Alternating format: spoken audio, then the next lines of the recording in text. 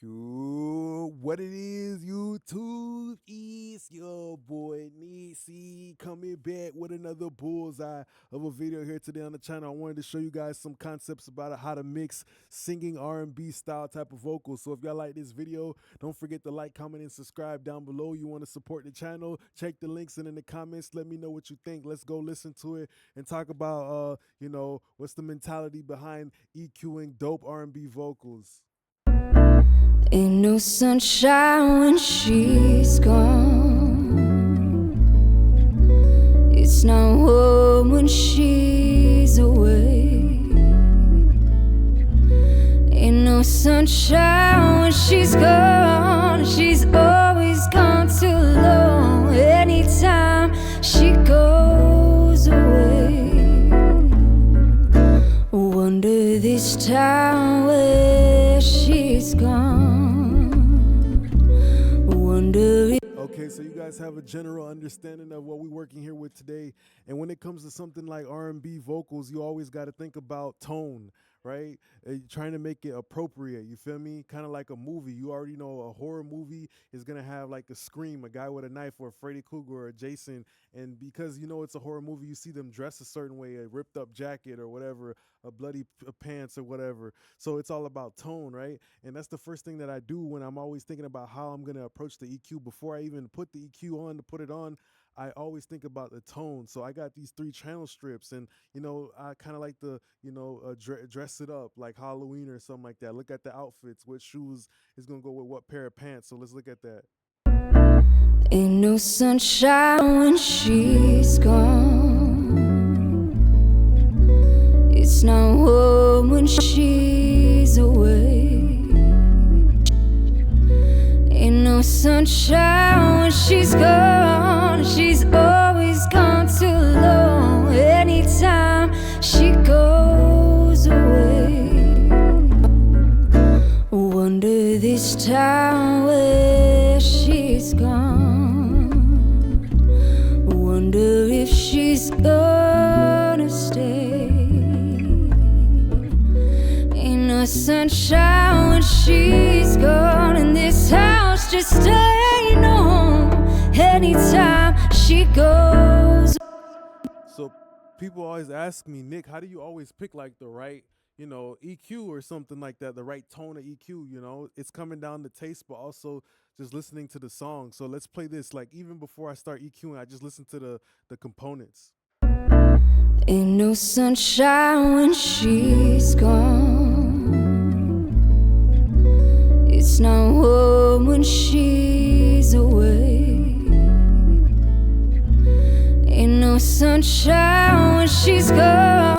So that's why you have to have just a slight bit of, attention to detail. When you're a little bit of methodicalness, a little bit of tacticalness, a little bit of, kind of like a little bit of thought behind which ones you pick. Because you could just maybe think, oh, I'm picking any old EQ because I want to EQ something now.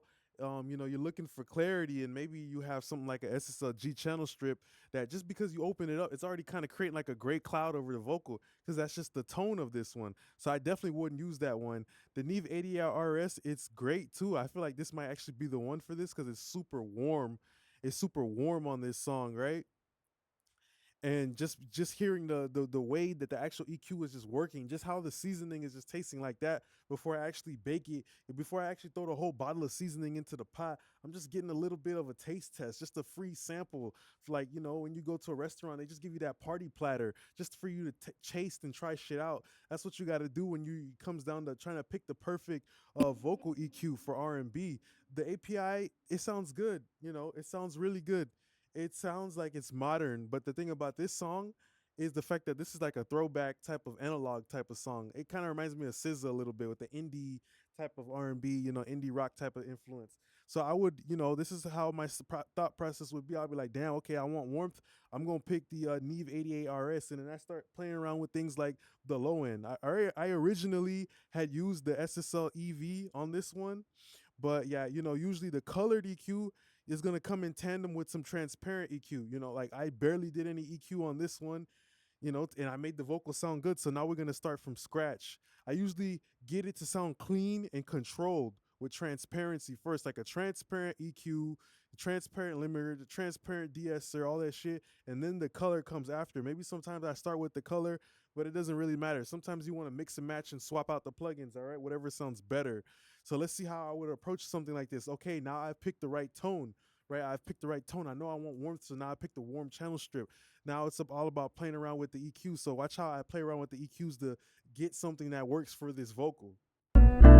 Ain't no sunshine when she's gone. It's not warm when she's away. Ain't no sunshine when she's gone. She's always gone too long. Anytime she goes away, wonder this time where she's gone. Wonder if she's gonna stay. Ain't no sunshine when she's gone, and this house just ain't no home. Anytime she goes away, I know, I know, I know, I know, I know, I know, I know, I know, I know, I know, I know, I know, I know, I know, I know, I know. Hey, I gotta leave young thing alone. Ain't no sunshine when she's gone. Ain't no sunshine when she's gone. It's not warm when she's away. Ain't no sunshine when she's gone. She's always gone too long. Anytime she goes away, wonder this time where she's gone. Wonder if she's gonna stay. Ain't no sunshine when she's gone, and this house just ain't no home. So you know how I like to usually play around with the EQs is, I've already kind of done some filtering right here. So it's not usually the first thing that I jump to when it comes to R&B vocals, because of course you want her vocal to actually have some low end because she's singing, right? And it's a female vocal. I see sometimes people who work on female vocals, they say, oh, well, I just roll off all this low end. It wasn't there to begin with. Nah, not really. Still needs to have some type of body to it. So also understanding that the components in this channel strip gonna give it a little bit of beef, because you want it to be warm. You want it to feel cozy, like when you snuggled up in a cabin or some shit like that, or under some plush sheets. You want it to feel like a plush carpet type shit. All right. So yeah, as I'm EQing it, right? Okay, what's the first thing I went for? I'm like, damn, the vocal kind of feels gray. It kind of feels like it's under the weather. So the first thing I literally went for is some top end. You feel me? It's like, you also got to think about the rest of your vocal chain. Like, I wasn't doing no boosting EQ at any point. So that's literally the first thing that I went for is I cranked up a shelf just ever so slightly, knowing this is an analog, type of EQ, that it actually sounds very musical. It doesn't sound harsh or brittle or anything like that. So it brought in a smooth type of brightness. Sometimes, you push other EQs harder. Sometimes they're more forgiving than others. All right. After that, what do? Then, you see how I always use like the tightest Q to find those nasty frequencies. Then I work backwards. I use the tightest Q to find the nasty frequencies. Then I start to open up the Q a little bit. So the Q is like how wide or grabby the shit is. Ain't no sunshine when she's gone. It's not warm when she's away. Ain't no sunshine when she's gone. She's always gone too long. Anytime. So also understanding the components of the EQ too, like the whole channel strip. You see I'm boosting volume, right? Even though I've been rolling off low end right here, and then I rolled off some low end, in the mid range and all that stuff like that, and I took out some low mid. The vocal still sounds more fuller, right? Because I took out everything that we needed to take out. You feel me? While preserving the natural plumpness of the peach, which is the fruit of her vocal type shit, right? So this plugin too also has dirty gain, you know. So you also got to be thinking about that when it comes to trying to EQ the perfect R&B vocal. You know, what is the tonality between these channel strips, and also seeing like, okay, this master fader right here is dirty. It's gonna give me volume. It's literally gonna, you know, add more mid range to it. Like that has nothing to do with this EQ. That has everything to do with understanding the whole circuitry of the plugin that you're using, type shit like that, and taking advantage of that, you know, to get the cleanest low end, but also still having it sound full type shit. You feel me?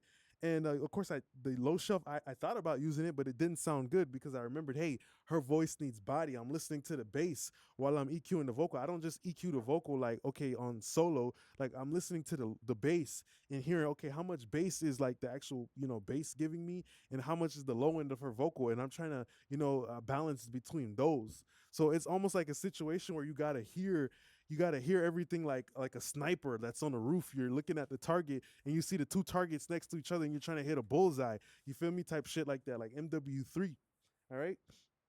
So that's where we came up so far. You know, we boosted some top end. We went in there and, you know, notched out a resonance, and, you know, understanding the analog properties is what gave us this good sounding EQ. All right. And at that point, I probably would use a little bit of compression, but I like to use compression like EQ. I even like to use the master fader like EQ, because the louder I push this up, like for example, if I was to push this up louder, it's gonna sound clean right here because this is the clean fader, right? But if you push this up louder, this is the dirty fader. It's gonna give you juice and shit. Ain't no sunshine when she's gone. It's not warm when she's away. Ain't no sunshine when she's gone. She's always gone too long. Anytime she goes away, wonder this time where she's gone. Wonder if she's gonna stay. Ain't no sunshine when she's gone, and this house just ain't no home anytime she goes away. I know, I know, I know, I know, I know. So, you know, it's very subtle, but you got to pay attention to that too. Like even the fader on that bit, you know, some plugins have a colored fader, others don't. I'm pretty sure most of them do, like the actual ones where you see you have two different types of faders, the real one and the knob shit. But yeah, brother, you got to take advantage of that too, using the fader. Like this is how I get the vocals to sound a certain way when it comes to R&B. I'm using like the dirty fader with the EQ and the clean fader all together to make the shit sound good. You feel me? To make the shit sound round and natural. You hear when I use the smaller knob, it did not sound like when I used the bigger fader, because the bigger fader has color, it has juice in it, versus the other one, it's clean. It's just clean, like the one on your DAW type shit like that. So that you know, that also plays into how you EQ the vocals to still feel a certain type of way. You feel me? Type shit like that. You can get body not through just like, you know, you can get more body just through the fader, bruh. So that's pretty much the end of the video here today. It's something like fucking advanced I tried to do, showing you guys the whole thought by thought process of how I EQ shit. Sometimes when I do it, it's just like a whole minute, but that's kind of how I'm thinking. All right. So thanks a lot for being a great part of my YouTube family. Don't forget to like, comment, and subscribe. Appreciate y'all now down below. Support the channel. Peace.